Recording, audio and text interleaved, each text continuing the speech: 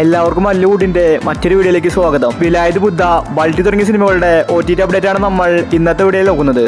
ആദ്യത്തെ ഒരു update night Riders എന്ന സിനിമയുമായി ബന്ധപ്പെട്ടതാണ്. മാത്യു തോമസ് നായകന സിനിമയാണ് നൈറ്റ് റൈഡേഴ്സ്.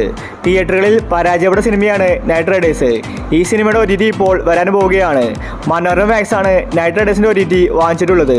അതുപോലെ ആമസോൺ പ്രൈമിലും സിനിമ വരും. അടുത്ത ഗെറ്റ് സെറ്റ് ബേബി എന്ന സിനിമയുമായി ബന്ധപ്പെട്ടതാണ്. തിയേറ്ററിൽ നിന്ന് നല്ല റെസ്പോൺസ് ആണ് ഗെറ്റ് സെറ്റ് ബേബിക്ക് ലഭിച്ചിട്ടുണ്ടായിരുന്നത്. എന്നിട്ടും സിനിമ ഇതുവരെ OTT റിലീസ് ചെയ്തിട്ടില്ല. ഉണ്ണിമുകുന്ദനാണ് സിനിമയിലെ നായകൻ. അതുപോലെ നിഖില വിമലും സിനിമയിൽ അഭിനയിച്ചിട്ടുണ്ട്. നല്ലൊരു ഫാമിലി മൂവിയായിരുന്നു ഗെറ്റ് സെറ്റ് ബേബി. ഒരുപാട് പേര് ഈ സിനിമയുടെ OTTക്ക് വേണ്ടി നോക്കിയിരിക്കുകയാണ്. ഇപ്പോഴിതാ മനോരമ മാക്സ് ആണ് ഗെറ്റ് സെറ്റ് ബേബി വാങ്ങിച്ചിരിക്കുന്നത്. അടുത്തൊരു അപ്ഡേറ്റ് വേല എന്ന സിനിമയുമായി ബന്ധപ്പെട്ടതാണ്. ഷൈനിക നായകന സിനിമയാണ് വേല. തിയേറ്ററിൽ നിന്ന് നല്ല അഭിപ്രായമാണ് സിനിമ നേടിയെടുത്തത്. സിനിമ റിലീസായിട്ട് 2 വർഷം കഴിഞ്ഞു. ഇപ്പോഴാണ് OTT റിലീസിന് ഒരുങ്ങുന്നത്. അടുത്തൊരു അപ്ഡേറ്റ് എന്ന് സ്വന്തം പുണ്യാളൻ എന്ന സിനിമയുമായി ബന്ധപ്പെട്ടതാണ്. ഒരു കോമഡി ത്രില്ലർ സിനിമയായിരുന്നു പുണ്യാളൻ. തിയേറ്ററിൽ നിന്ന് എവറേജ് അഭിപ്രായമാണ് പുണ്യാളൻ നേടിയെടുത്തത്. ഇതുവരെ OTT റിലീസ് ചെയ്തിട്ടില്ല. ബാലു വർഗീസ്, അനശ്വര രാജൻ, അർജുൻ അശോകൻ ഇവരാണ് പുണ്യാള സിനിമയിൽ അഭിനയിച്ചിരിക്കുന്നത്. ഇപ്പോഴിതാ മനോരമ മാക്സ് ആണ് പുണ്യാള സിനിമയുടെ OTT വാങ്ങിച്ചിട്ടുള്ളത്. അടുത്തൊരു അപ്ഡേറ്റ് വിലായത് ബുദ്ധ എന്ന സിനിമയുമായി ബന്ധപ്പെട്ടതാണ്. പുഷ്പ സിനിമയുടെ ഒരു മോഡലിലാണ് വിലായത് ബുദ്ധ വന്നിട്ടുണ്ടായിരുന്നത്. അതുകൊണ്ട് തന്നെ തിയേറ്ററുകളിൽ പരാജയപ്പെട്ടു. ചന്ദനകടത്തിന്റെ കാര്യങ്ങളാണ് സിനിമ പറഞ്ഞു പോകുന്നത്. പൃഥ്വിരാജാണ് വിലായത് ബുദ്ധ സിനിമയിൽ നായകൻ. തിയേറ്ററുകളിൽ 3 മണിക്കൂർ സിനിമ ഉണ്ടായിരുന്നു. അതുകൊണ്ട് തന്നെ പ്രേക്ഷകർക്ക് ഒരുപാട് ലേഖ അനുഭവപ്പെട്ടു. ഈ ഒരു കാരണം കൊണ്ടാണ് വിലായത് ബുദ്ധ പരാജയപ്പെട്ടത്. ഇപ്പോഴിതാ ആമസോൺ പ്രൈമിൽ അടുത്ത വീക്ക് വിലായത് ബുദ്ധ OTT റിലീസിന് ഒരുങ്ങുകയാണ്. അടുത്തൊരു അപ്ഡേറ്റ് കളങ്കാവൽ എന്ന സിനിമയുമായി ബന്ധപ്പെട്ടതാണ്. തിയേറ്ററിൽ നിന്ന് നല്ല റെസ്പോൺസാണ് കളങ്കാവൽ സിനിമയ്ക്ക് ലഭിച്ചിട്ടുണ്ടായിരുന്നത്. വിനായകൻ മമ്മൂട്ടിയാണ് സിനിമയിൽ പ്രധാന കഥാപാത്രമായി അഭിനയിച്ചിരിക്കുന്നത്. എല്ലാവർക്കും സിനിമ ഇഷ്ടപ്പെട്ടു.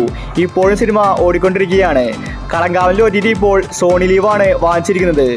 അടുത്തൊരു അപ്ഡേറ്റ് ബസൂക്ക എന്ന സിനിമയുമായി ബന്ധപ്പെട്ടതാണ്.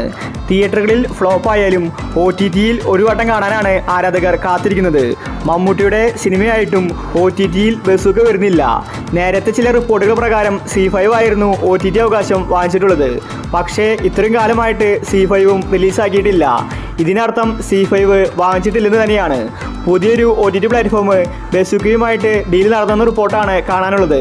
ഒരുപക്ഷെ ജിയോ ഹോട്ട്സ്റ്റാറിലായിരിക്കും ബസൂക്ക സിനിമ OTT റിലീസ് ചെയ്യാൻ പോകുന്നത്. അടുത്തൊരു അപ്ഡേറ്റ് മാസ്ക് എന്ന സിനിമയുമായി ബന്ധപ്പെട്ടതാണ്. ഇതൊരു തമിഴ് സിനിമയാണ്.